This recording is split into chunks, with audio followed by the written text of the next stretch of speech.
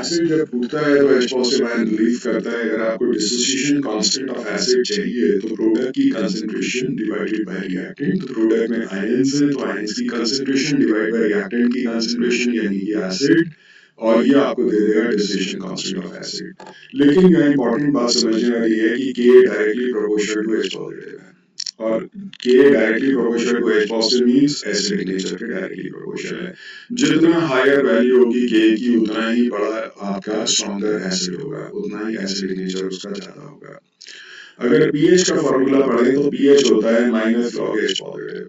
तो minus log H positive is equal to log 1 upon H positive लिख सकते हैं, मैग्नीफाइंग में डालें तो इसका मतलब pH inversely proportional to H positive है। जितना छोटा pH उतना ज्यादा H पॉजिटिव कंसंट्रेशन, उतना एसिडिक नेचर। अगर एक एसिड है, एक एसिड A है और एक B है, A का pH है 2 और B का pH है 5, तो कौन ज्यादा एसिडिक है? 2 वाला। ऐसी अगर pK चाहिए तो K वैल्यू का नेगेटिव लॉग ले लीजिए, minus log K equal to pK। अगर माइनस साइन हटा दें तो लॉग 1 अपॉन K। जितनी बड़ी K की वैल्यू उतना ही छोटा वैल्यू pK की। तो pK inversely proportional to K, K directly proportional H positive nature और H positive nature directly proportional to acidic nature. ये बात ध्यान रखिएगा, pH और pK आपके डायरेक्टली प्रोपोर्शनल होते हैं। pK is directly proportional to pH। जितना ज्यादा pH उतना ही ज्यादा वैल्यू pK की। तो यहाँ पे आप देख सकते हैं pH directly proportional to pK, बाकी ये सब इनवर्स में जाएंगे।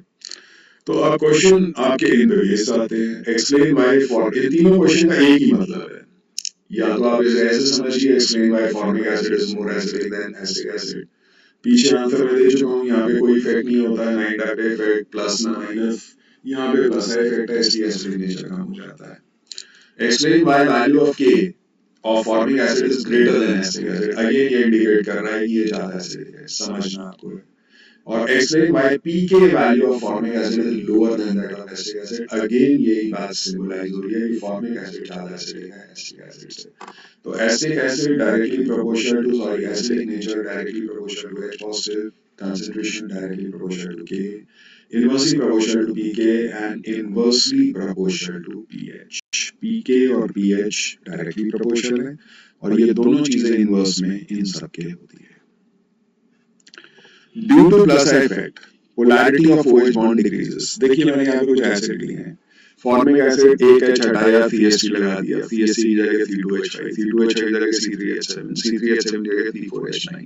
तो ये बात ध्यान रखिएगा, प्लस इफेक्ट जो है वो बल्कीनेस ऑफ एल्काइल ग्रुप पे डिपेंडेंट है। जैसे कार्बन एटम बढ़ते जाएंगे वैसे वैसे एसिडिक नेचर आपका प्लस इफेक्ट बढ़ता जाएगा। तो प्लस इफेक्ट बढ़ेगा तो पोलैरिटी ऑफ OH बॉन्ड क्या होगी? डिक्रीज हो जाएगी, जैसा पीछे आपने समझा।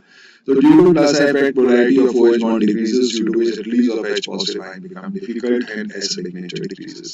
अगर आपको इन्हें अरेंज करने को आ जाए तो भी आप यहाँ पे इस तरीके से अरेंज करेंगे। फॉर्मिक एसिड सबसे स्ट्रॉन्ग है, फिर एसिडिक, फिर प्रोपाइनिक, फिर ब्यूटाइरिक एंड फिर आपका पेंटामाइक एसिड, वैल्प्रिक एसिड भी होते हैं। तो जैसे जैसे डाउन द ग्रुप चल रहे हैं, डाउन द सीरीज चल रहे हैं, प्लस इफेक्ट आपका ये डाउन द होमोलोगस सीरीज आप चल रहे हैं, वैसे प्लस इफेक्ट बढ़ रहा है, एसिडिक नेचर आपका डिक्रीज होता जा रहा है।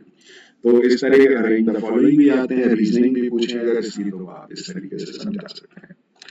एसिडिक एसिड के कुछ कॉमन नेम्स, क्योंकि कई बार IUPAC नेम से तो हम पहचान लेते हैं, कई बार कॉमन नेम से नहीं पहचानते और कॉमन नेम हमारे उसमें आ जाते हैं। तो समझिए फॉर्मिक एसिड इसको बोलते हैं, एसिडिक एसिड है propion, pro means first, pion मतलब fat, propionic acid. C3H7COH butyric acid और C4H9 ये वैल्प्रिक एसिड है और IUPAC नेम आपको बताएंगे इनके। अब माइनस आई इफेक्ट की वजह से यहाँ पे क्या होता है, कुछ अरेंज द फॉलोइंग। देखिए मैंने यहाँ पे एसिटिक एसिड लिया, उसका एक H हटा के एक Cl लगाया, फिर मैंने 2 H हटा दिए और 2 Cl लगा दिए, फिर मैंने 3 H हटा के 3 Cl लगा दिए। सबसे ज्यादा एसिडिक ये है, उसके बाद ये, फिर ये और फिर ये। ट्राइक्लोरोएसिटिक एसिड अगर देखा जाए इट इज इक्वली स्ट्रॉन्ग है HCl, हाइड्रोक्लोरिक एसिड जितना स्ट्रॉन्ग है ये ट्राइक्लोरोएसिटिक। और कहाँ एसिटिक एसिड हम अपने फूड में यूज करते हैं, मतलब ये एज अ एडिबल एसिड की तरह खाया जा सकता है, HCl आप खा नहीं सकते। तो acidic nature directly proportional to minus I effect, ये यहाँ से साबित होता है, समझते हैं ये लिखना क्या है। Due to minus I effect, polarity of OH bond increases, which facilitates the release of H positive ion. जैसे जैसे माइनस आई इफेक्ट बढ़ेगा, यहाँ बिल्कुल नहीं है, यहाँ पे एक Cl माइनस आई इफेक्ट दे रहा है, यहाँ पे दो Cl माइनस आई इफेक्ट दे रहे हैं, यहाँ पे तीन Cl माइनस आई इफेक्ट दे रहे हैं, तो यहाँ पे क्या हो रहा है, magnitude of I minus I effect increase हो रहा है, पीछे की तरफ चलते हैं या आगे की तरफ चल रहे हैं तो डिक्रीज हो रहा है। तो माइनस इफेक्ट जहाँ मैक्सिमम है उसका एसिडिक नेचर सबसे ज्यादा है, क्योंकि OH बॉन्ड की पोलैरिटी सबसे ज्यादा है, और जहाँ OH बॉन्ड की पोलैरिटी ज्यादा है, बॉन्ड ज्यादा पोलर नहीं, ज्यादा वीक, जल्दी टूटेगा, H पॉजिटिव आयन जल्दी रिलीज कर देगा, हेंस एसिडिक नेचर ज्यादा है। अगर ये एसिड्स आए और आपको अरेंज करना हो तो आप इस तरीके से ही अरेंज करेंगे, नंबर ऑफ माइनस इफेक्ट वाले ग्रुप ज्यादा है, वहां पे greater magnitude of minus effect है। अब मान लेते हैं हमारे पास ये एसिड आ गए, अब इसके अंदर अगर आप देखो तो सारे अलग अलग हेलोजन है, एसिटिक एसिड का एक H हटा के फ्लोरीन लगा दिया, फिर यहाँ क्लोरीन या ब्रोमीन आया। अब माइनस इफेक्ट सबसे ज्यादा किसका है, पीछे आपको मैंने सीरीज दिखाई थी, तो फ्लोरीन सबसे ज्यादा था, फिर क्लोरीन, फिर ब्रोमीन, फिर आयोडीन। तो जिसका माइनस इफेक्ट ज्यादा है वो उतना ही ज्यादा आपका OH बॉन्ड की पोलैरिटी रखेगा। तो सबसे ज्यादा पोलैरिटी OH बॉन्ड की फ्लोरोएस्टिक एसिड में और सबसे कम आपकी आयोडोएस्टिक एसिड में होती है। तो जिसके बेसिस पे हम यहाँ पे इसको ऐसे अरेंज कर सकते हैं। अगेन यही लॉजिक काम आया, acidic nature directly proportional to magnitude of minus effect. अब तीसरा क्वेश्चन ये बनता है कि OH बॉन्ड से दूरी माइनस इफेक्ट वाले ग्रुप की कितनी है।